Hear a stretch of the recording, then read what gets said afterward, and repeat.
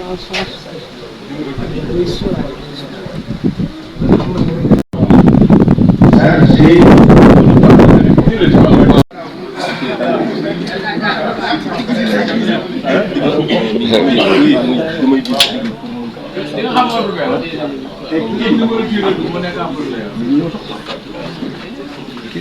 Alors, ça va.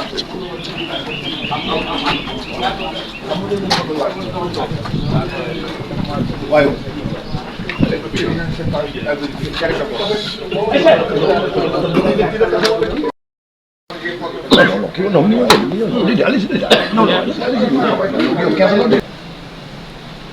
Attention.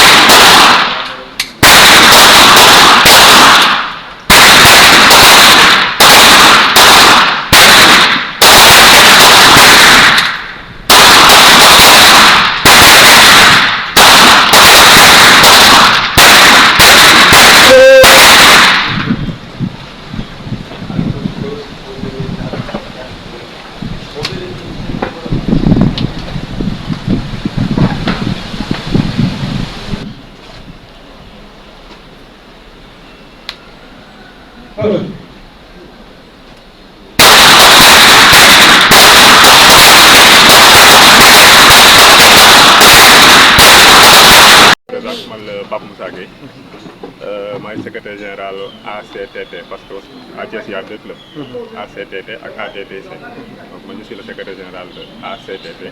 En même temps aussi je suis le secrétaire général adjoint de la fédération. Pour le nouveau bureau qui a été élu au mois de décembre. Donc l'importance du tir comme ñi nga xam ne ñu bëri Thiès dañoo xaw a xamuñu bu baax lan mooy tir. Donc boo déggee tir rek sa xel day dem si force de défense et de sécurité. Alors que am na tir boo xamante ni ce qu'on appelle tir sportif. Donc même les armes ne sont pas les armes létales yi gars yi utilisé pour dem ay guerre wala autre chose. Donc tir bi c'est juste pour une compétition entre la plupart c'est des civils. Donc ñi koy def am na soit quelques hommes de tenue mais la plupart c'est des civils. Donc dafa nekk nit ñoo xamante ni dañoo am amour tir. Donc le fait que ñu ñëw adhérer dans les clubs cela a permis que ñuy organiser ay tournois. À part les tournois fédéraux nga xamante ne am chaque mois les deux clubs dañoo organiser telle sorte que chaque mois aussi on essaie d'organiser des tournois interclubs. C'est-à-dire entre les deux clubs de Thiès. La dernière fois on avait aussi associé le club de Mbour. Cette fois-ci c'est entre les deux clubs. Donc l'objectif c'est de pouvoir permettre à nos tireurs ñu am possibilité bon déjà entraînement lay nekk pour les préparations pour les compétitions fédérales mais en même temps aussi ça permet de déceler les meilleurs tireurs. Donc boo xoolee à chaque fois que compétition fédérale am suñu tireurs à chaque fois ils sont parmi les soit 4 ou 5 meilleurs. Donc loolu la ko indi mooy le fait que ñuy compétir entre ñun c'est que nous permet au moins ñu am la main mais aussi être prêt à chaque fois que on nous demande de venir participer que ça soit des tournois nationaux ou internationaux que nos athlètes puissent participer et faire de bons résultats. ATT mi ngi signifié association club de tir de Thiès. Donc boobu ñu ngi ko créé en 2020. Président bi c'est Mathiam Sow. Donc j'ai été élu secrétaire général et Mamadou Ndiaye suis le trésorier. Donc après on a su qu'à Thiès aussi il y avait notre club bu tudd ATTC, association thiessoise de tir et chasse. Boobu président Cheikh Yérim Thioub moo ko jiite. Par la suite on a collaboré et on a commencé à travailler ensemble. Mais la plupart peut-être dañ doon ñëw compétition. Boo xoolee c'est les mêmes dames ñooy bokk compétition yi quoi. Donc ce qu'on veut c'est que ñu amaat maximum de dames yi ñëw mën a participer ñu xam ne c'est pas seulement un sport pour les hommes mais c'est un sport mixte. Mag mën na ko def jigéen mën na ko def xale mën na ko def parce que même ici on a des enfants yoo xam des fois dañ leen organiser ay tournois air compris mais même les parents yi bëgg seen doom ñëw sax pour def tir mën nañoo ñëw aussi inscrire seeni doom ñuy compétir au fur et à mesure ñuy avancer pour nañ dem ba bokk sur les compétitions internationales. Pour moi c'est une grande fierté de participer à cette belle compétition avec des participants de talent aussi. Donc je suis fière d'avoir donné le meilleur de moi-même.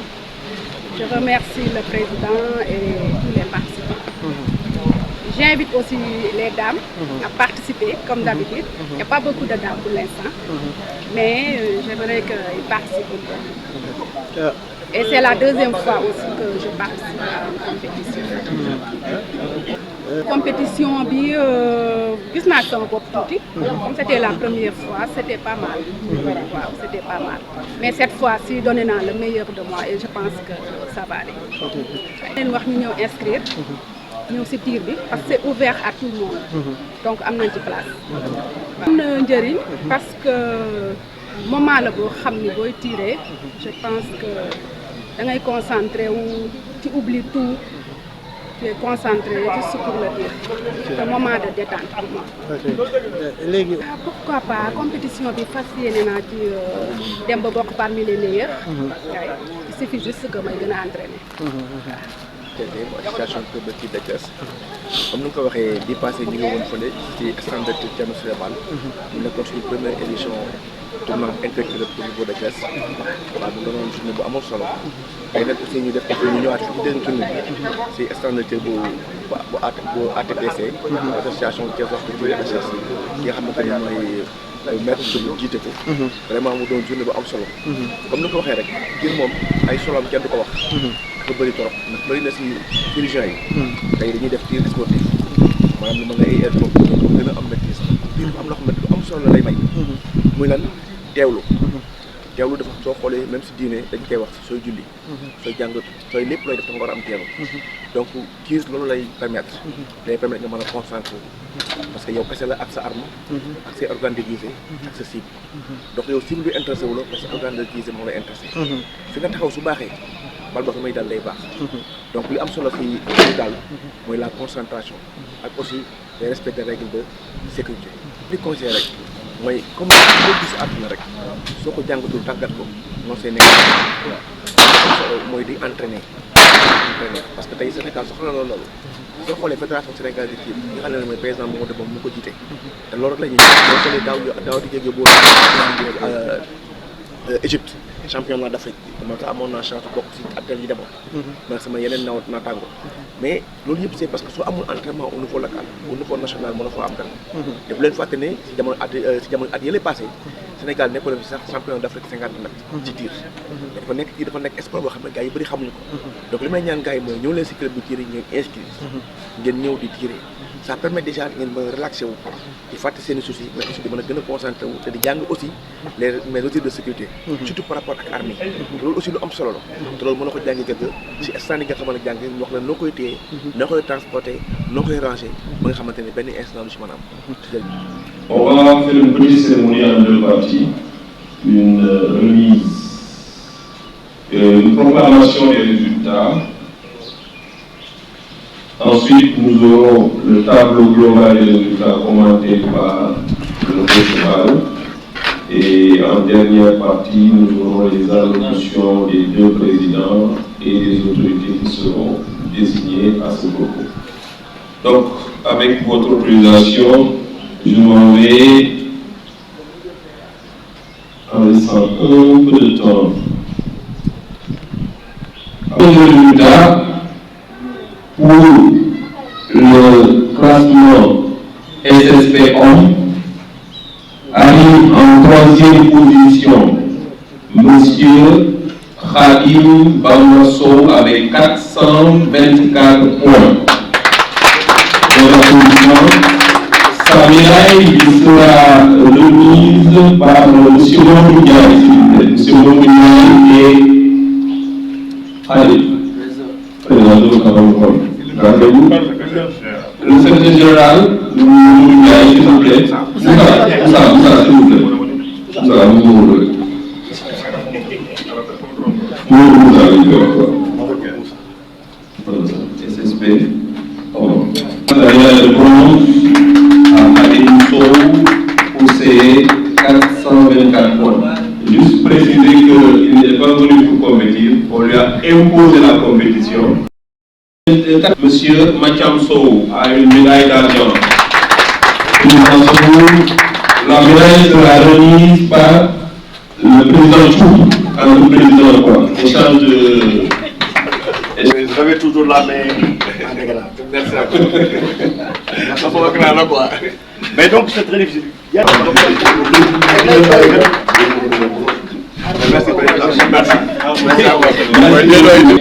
Arrivant avec 488 points, M. Abdoulaye Moudi Diallo.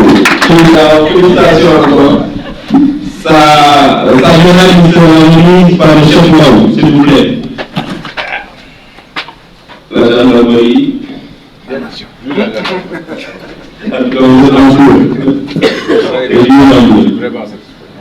Un petit mot pour le. Vous répétez, ça ne me surprend pas de lui, mais par son assiduité aux entraînements et sa persévérance dans les compétitions. Donc je lui dis encore bravo. Merci beaucoup. Merci beaucoup. Merci beaucoup. Et notre ministre est bien placé. Merci beaucoup. Alors, aux dames. Aux dames, nous avons, comme je l'ai dit tout à l'heure, combiné les deux catégories pour avoir un seul classement. Et on a combien de bronze avec 233 points, Madame Amina Mbaye. Amina.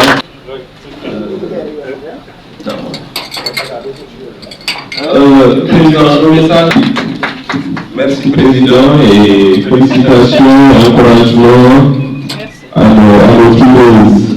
Médaille d'argent avec un score de 307 points, Madame Nambou Bao. Félicitations à Yambou, on a vu sa régularité durant les différentes compétitions.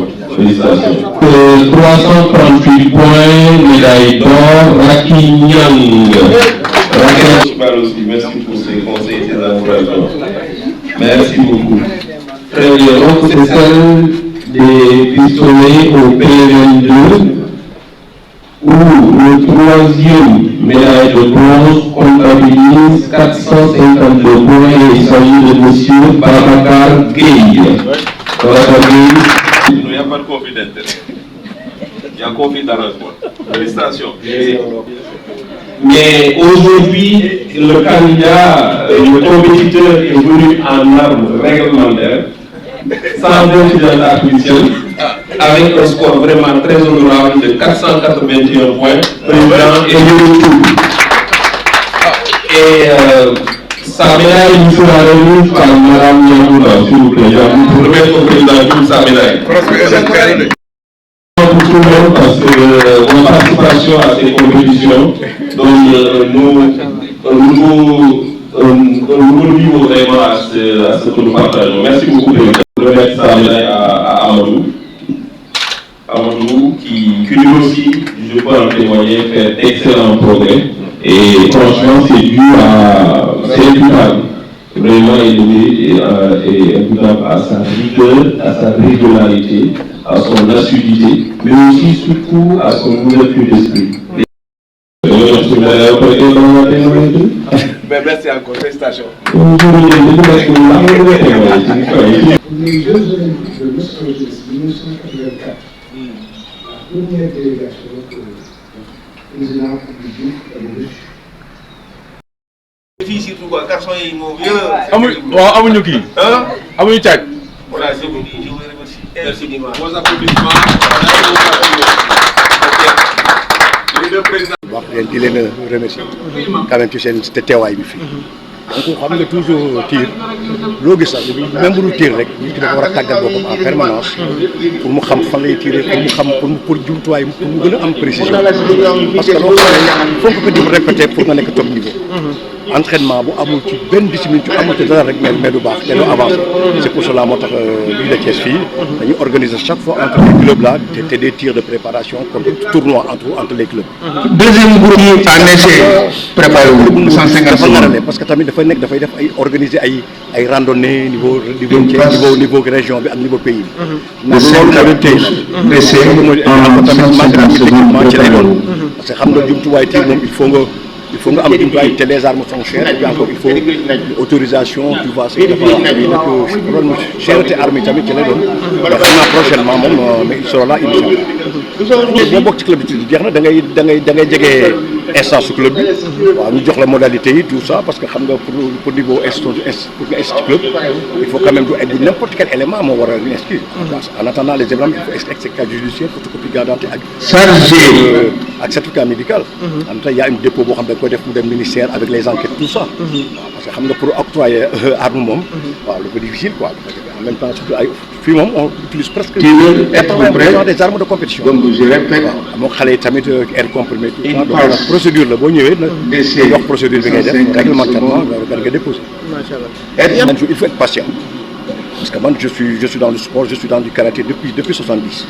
maa ngi fédération sénégalaise de karaté de judo et de tir donc li may ñaax buñ nañu jël seen temps bañ a yàkkamti attention les anciens di demander ay conseils tout ça parce que il faut progressivement nit ki entraîner du présent nag amuy tirer amul à chaque fois amuy di koy préparer tir moom il faut routine la moom waaw bañ a yàkkamti loolu rek amul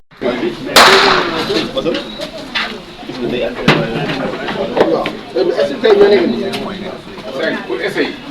C'est la concentration. lu ñu daan mooy problème peut-être équipement ak matériel mais sont chers ba xaw a cher quand même tout ça et puis encore tamit infrastructure yi dañuy demander xanaa état kii autorité jàppale ñu pour ñu am ay stand de tir yu baax yoo xam ne dafa conforme ak kii ak règlement international tout ça en même temps heureusement may chance dañu remercier le président de la fédération mooy président ba parce que mi ngi appuyé ca waa Thiès jàpp carrément moom il est toujours présent à nos côtés ñu ngi koy remercier en même temps ñoom Mathiam sama collègue président Mathiam beneen club bi ak tout ça ñu ngi leen di remercier surtout encore tamit coach Bal moo ñuy coach depuis loolu ça fait un moment ba xamee à l'âge de 15 ans la parce que sama classe su frère la Mathiam demoon na ci benn expédition bu ñu defoon international niveau Égypte je pense bien donc nag préparation parce que noonu la rek parce que gars yi ñu ngi avancé avancé tir bi macha allah parce que les gens ñu ngi gobe léegi ay presque 500 et quelques points dans les temps les gens 200 la ñu nekk et c'est sérieux tout ça non ça va parce que tamit à temps bu gàtt même pas 2 ans les gens ñu ngi grimpé macha allah dañuy sant yàlla rek ñu gën a appuyer gën a bañ a yàkkamti ci présent